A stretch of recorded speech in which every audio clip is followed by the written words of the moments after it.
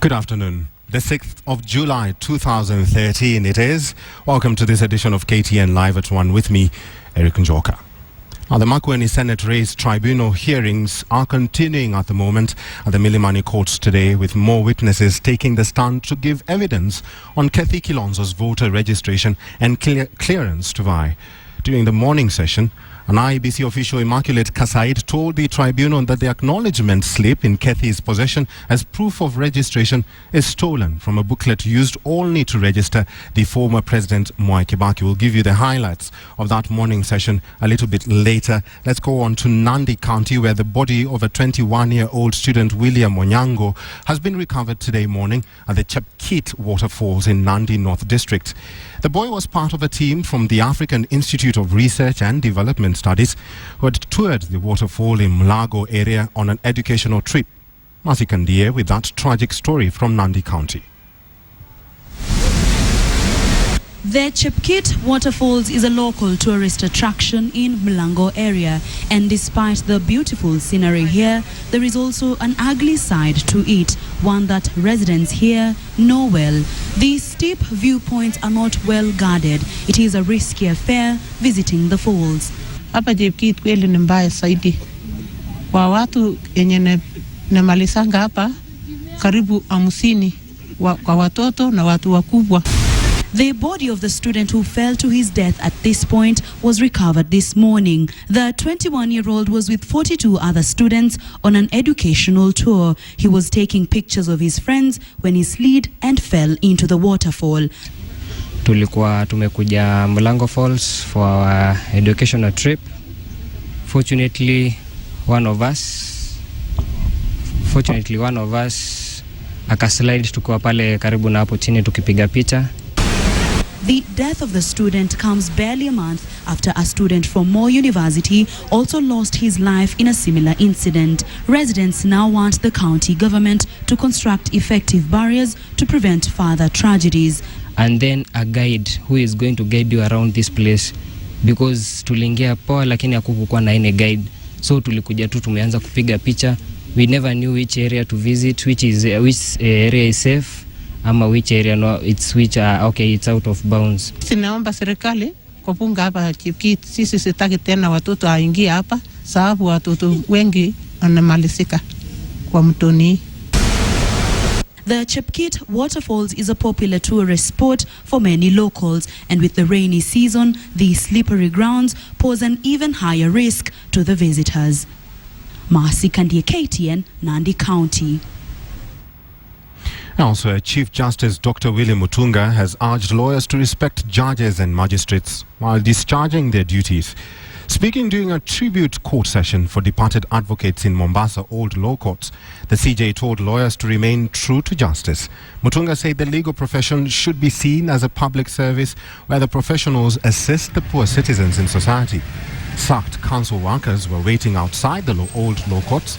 They sought an interpretation of the law that Mombasa Governor Ali Hassan Joho used to sack them. Mutunga asked the group's representatives to see him privately.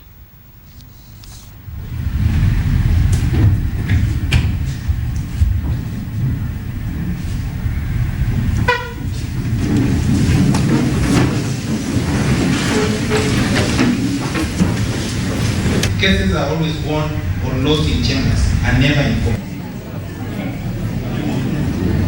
Our society, even with all its problems, would not have progressed to the level that it is today. There is no question that lawyers and judges working together in the system of justice are the bulwark of our democratic system of government. They are indispensable to a free society that respects the viewpoints of all. Let's now revisit our earlier story on Kathy Kilonzo and the MAKUENI Senate Race Tribunal hearings continued at the Milimani courts today, with more witnesses taking the stand to give evidence on Kathy Kilonzo's voter registration and clearance to vie. During the morning session, an IEBC official, Immaculate Kasaid, told the tribunal that the acknowledgement slip in Kathy's possession as proof of registration is stolen from a booklet used only to register the former President Mwai Kibaki. Here now are the highlights from that morning session. The acknowledgement slip sent to her from the returning officer, County Returning Officer MAKUENI, was not one of the acknowledgement slip issued to her region and in specific Langata Karen constituency. The acknowledgement slip digitals do not correspond to those in NCC Karen. Further, the voter registration, the center Karen did not exist in our database. Furthermore, we received a report from the Director, Information and Technology, ICT, and from the report addressed to myself and the Manager Voter Registration, he did say that having undertaken as such in the biometric voter register, he was unable to establish that Ms. Kathy Kilonzo was registered in the register. They undertook a search using the ID, they using the names, both names and in Langata, and this information was also shared. In addition to that, I also got a report from the manager electoral planning detailing all the acknowledgement slips that were distributed across the country and in particular Nairobi. I have a copy here of that.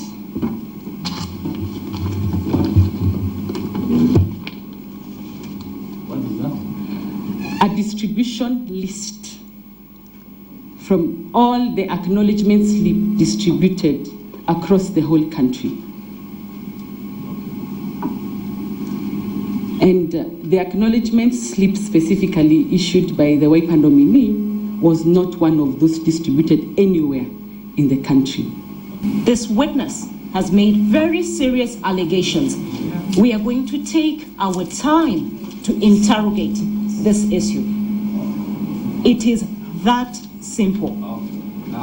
Is it your testimony a few minutes ago that you cannot register with an expired passport? It is I stated here that for you to qualify as a registered voter, you need to have a valid passport or a national ID. The tribunal hearings are, of course, continuing at this hour. We'll keep you up to date at 4, 7 and 9, respectively. Moving on, hundreds of teachers belonging to the Kenya Union of Post-Primary Teachers Union, KUPPET, have defected to the rival teachers union KNUT, despite the union sealing a deal with the TSC.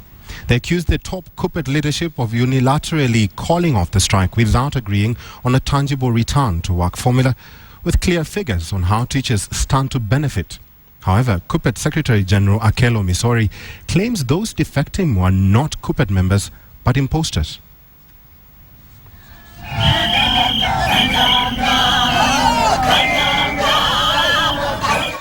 In Murang'a County, over 300 members of KUPPET dumped their union and joined the rival Kenya National Union of Teachers, KNUT.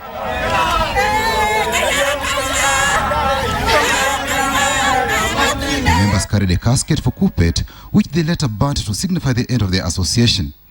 They said they were disappointed by the actions of KUPPET's top leadership to call off the strike, claiming the union was a government project and its leaders had failed to fight for their rights. In the KUPPET TSC deal, teachers were to be paid their June salaries on condition that they return to classes on Monday. The government was also to form a committee to negotiate with KUPPET on their terms and conditions of service.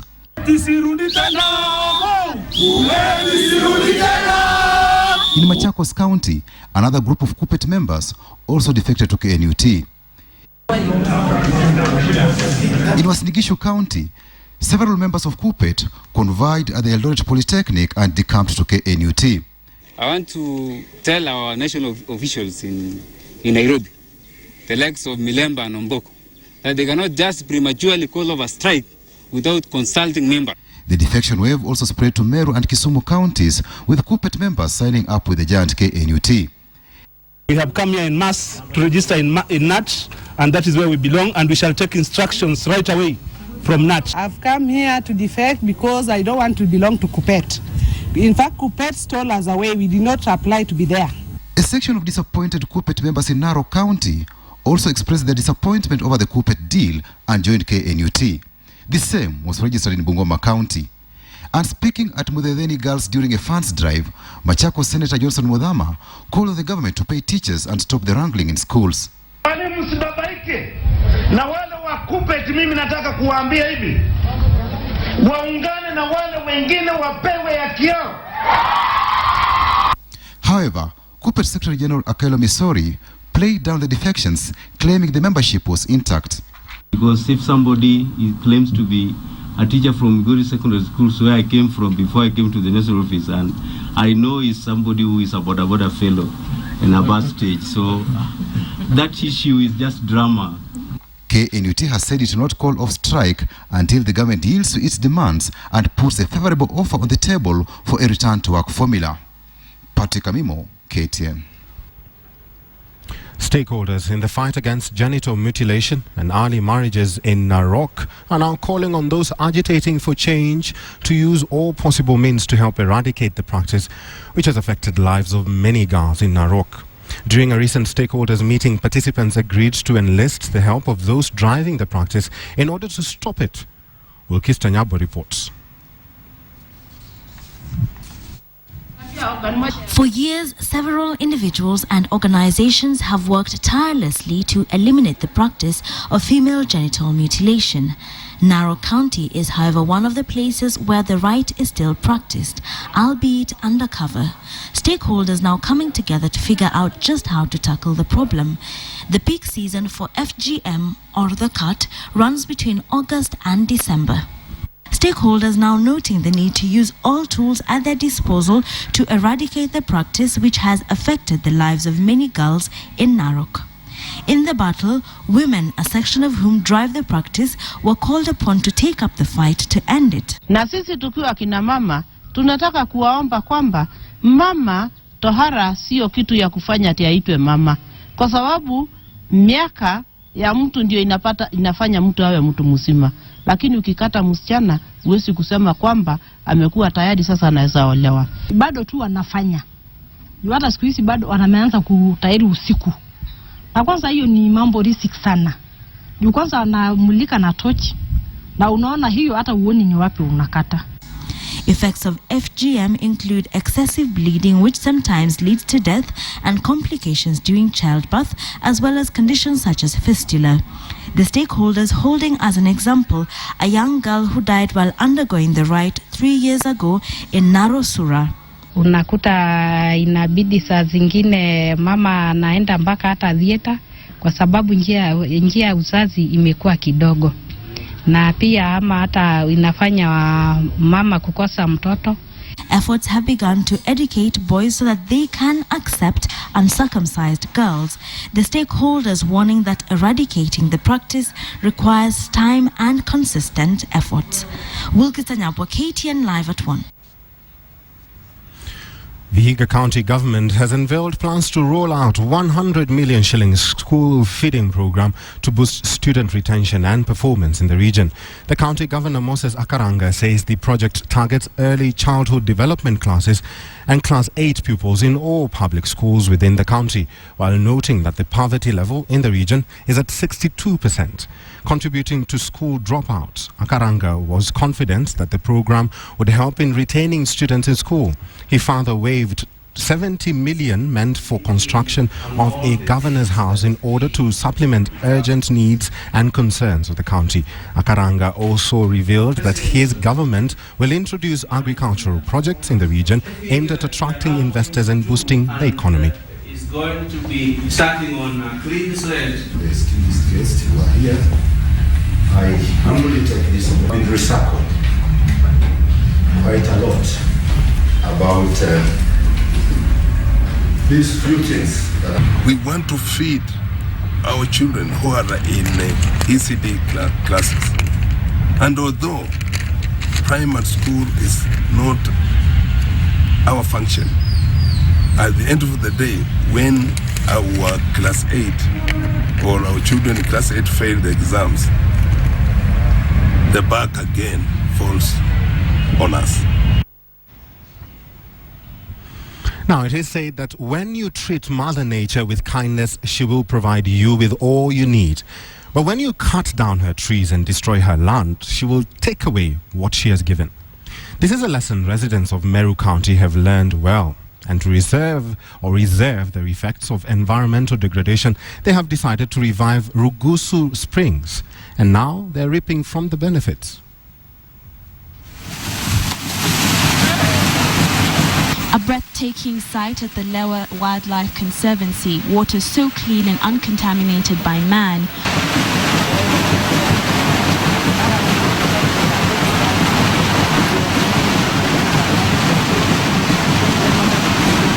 Over the years, climate change has mixed up the seasons, causing longer winters, hotter summers, drought and famine.